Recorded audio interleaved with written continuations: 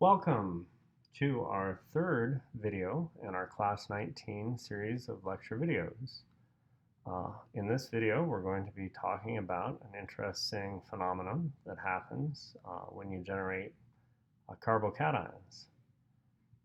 So we'll start considering 3-methyl-2-butanol, and in fact, we're going to look at what happens when we try to do an SN1 reaction using HBr, for example.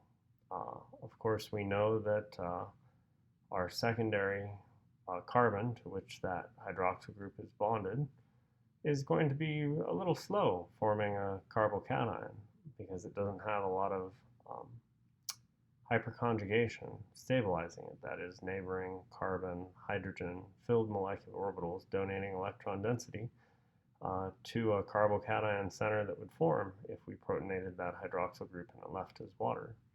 Anyways, when we try this, we notice that we do get an SN1 product, but we notice something strange about it.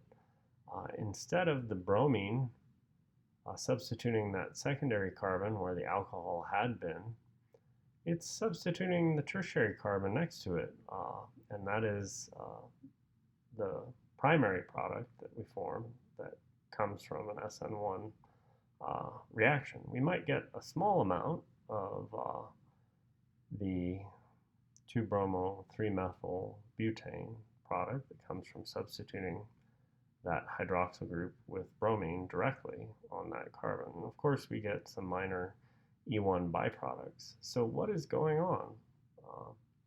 When chemists see something, they ask questions. What's going on? And this is a question that a chemist by the last name of Wagner and Merwine solved. So here we go, right? Of course, our first step will protonate that hydroxyl group.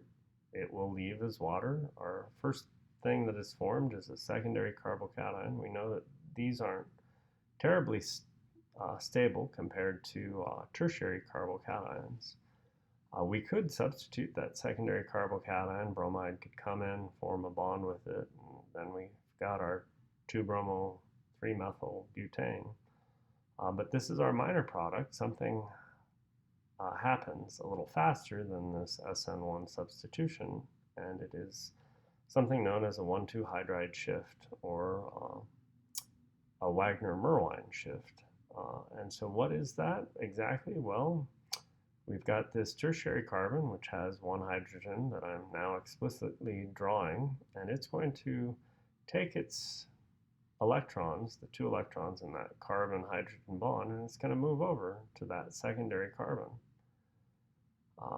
This generates a tertiary carbocation. This is a more stable carbocation than our secondary carbocation. That's why we go from left to right in this reaction. And of course, our bromide comes and substitutes that tertiary carbocation, giving us our 2-bromo-2-methyl-butane, which is our major SN1 product. Why does this 1,2 hydride shift occur? Well, it occurs because we reach a more stable carbocation. So this is a very classic example of a carbocation rearrangement.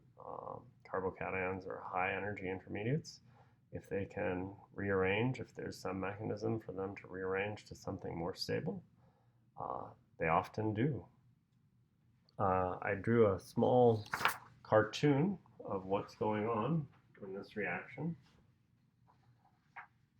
How do we think of a 1,2 hydride shift, also known as a Wagner-Merwine shift?